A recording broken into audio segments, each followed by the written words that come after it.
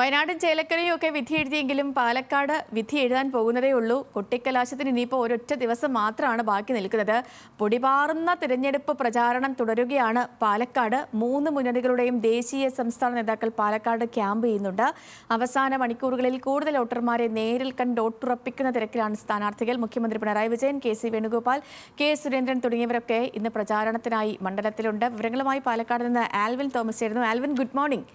ഈ പാലക്കാട് വല്ലാത്തൊരു തിരഞ്ഞെടുപ്പ് അവസ്ഥകളാണ്. കാരണം ഓരോ ദിവസവും ഓരോരോ പുതിയ വിഷയങ്ങൾ. ഇനിയിപ്പോൾ നാളെ കൊട്ടിക്കലാശമാണ്. ഇന്നിനി എന്തെങ്കിലും പുതിയൊരു ട്വിസ്റ്റ് ഉണ്ടാകുമോ എന്നത് മാത്രമാണ് ഒരു സംശയം. അപ്പോൾ എങ്ങനെയാണ് പാലക്കാട്ടെ നിലവിലെ ആവേശക്കാഴ്ചകൾ? Sethulakshmi, good morning. ഈ പറഞ്ഞതുപോലെ ഉദ്വേഗഭരിതമാണ് ഓരോ ദിനവും പാലക്കാട്ടെ തെരഞ്ഞെടുപ്പ് പ്രചാരണ പരിപാടികൾ എന്നുള്ളത് വ്യക്തമാണ്.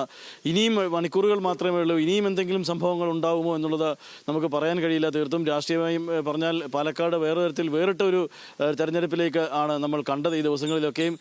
ഇന്നലെ സന്ദീപ് വാര്യരുടെ വരവും ട്വിസ്റ്റും ഒക്കെ വലിയ ചർച്ചയായി എന്നുള്ളതാണ് ഏറ്റവും ശ്രദ്ധേയം. അതുകൊണ്ട് തന്നെ പാലക്കാട് മണ്ഡലത്തിലെ അവസാന മണിക്കൂറുകളിലെ ലാപ്പിലേക്ക് കടന്നിരിക്കുകയാണ് പ്രചാരണ പരിപാടികൾ. ഇന്ന് UDFന്റെ സ്ഥാനാർത്ഥി ഇന്ന് രാവിലെ ഗൃഹസന്ദർശന പരിപാടിയിലാണ് കണ്ണാടിയിലുള്ളത്. അതിനുശേഷം മാത്തൂർ പഞ്ചായത്തിൽ ഗൃഹസന്ദർശന പരിപാടിയുണ്ട്. വൈകുന്നേരം വലിയൊരു റോഡ് ഷോ സംഘടിപ്പിക്കുന്നുണ്ട്. ഇന്നലെ വൈകുന്നേരം നഗരത്തിൽ കോൺഗ്രസ് പ്രവർത്തകരുടെയും UDYF പ്രവർത്തകരുടെയും ഒരു വലിയ റോഡ് ഷോ ഉണ്ടായിരുന്നു. അതിൽ സന്ദീപ് വാര്യർ പങ്കെടുക്കുന്ന ഒരു കാഴ്ചയുണ്ടായിരുന്നു.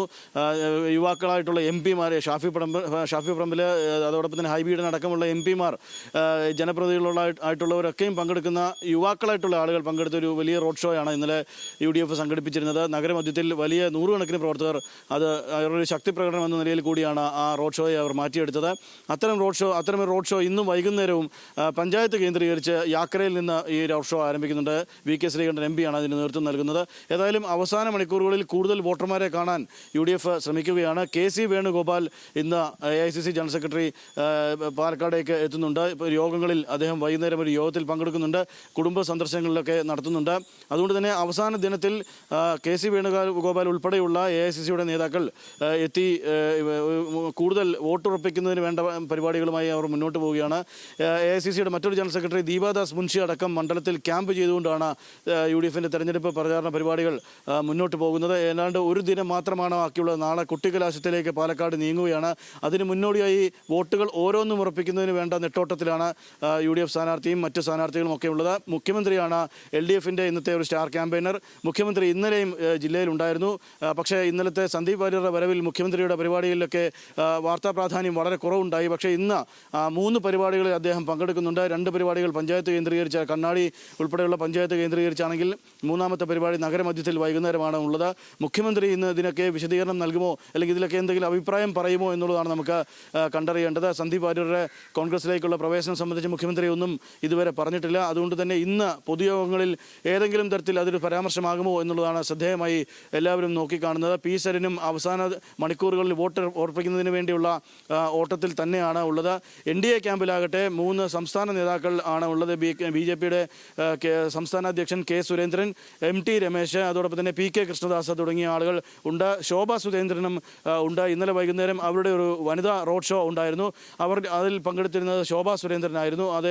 അതുകൊണ്ട് തന്നെ ഇന്നും ശോഭാ സുരേന്ദ്രൻ ഇവിടെ ക്യാമ്പ് ചെയ്യുന്നുണ്ട് എന്നുള്ളതാണ് നമുക്ക് അറിയാൻ കഴിയുന്നത്. ഏതായാലും 3 മുന്നണികളും അവസാനവട്ട ലാപ്പിലേക്ക് കടക്കുമ്പോൾ വലിയ ആവേശത്തിലാണ് പ്രവർത്തകരും അതോടൊപ്പം തന്നെ സ്ഥാനാർത്ഥികളും ഒക്കെ ഉള്ളത്.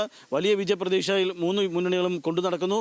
ഏതായാലും മണിക്കൂറുകൾ മാത്രമാണ് ഇനിയുള്ളത്. നാളെ കൊട്ടിക്കലാശമാണ്. വലിയ ശക്തി പ്രകടനമാക്കി മാറ്റാനായിട്ടാണ് ഈ കൊട്ടിക്കലാശം എന്നുള്ളതാണ് 3 മുന്നണികളും ശ്രമിക്കാൻ പോകുന്നത് എന്നുള്ളതാണ് നമുക്ക് അറിയാൻ കഴിയുന്നത്. എല്ലാ കണ്ണുകളും ഈ പറഞ്ഞതുപോലെ പാലക്കാട്ടേക്ക് തന്നെയാണ് ഈ ഘട്ടത്തിൽ ഉള്ളത്. ശ്രീലക്ഷ്മി.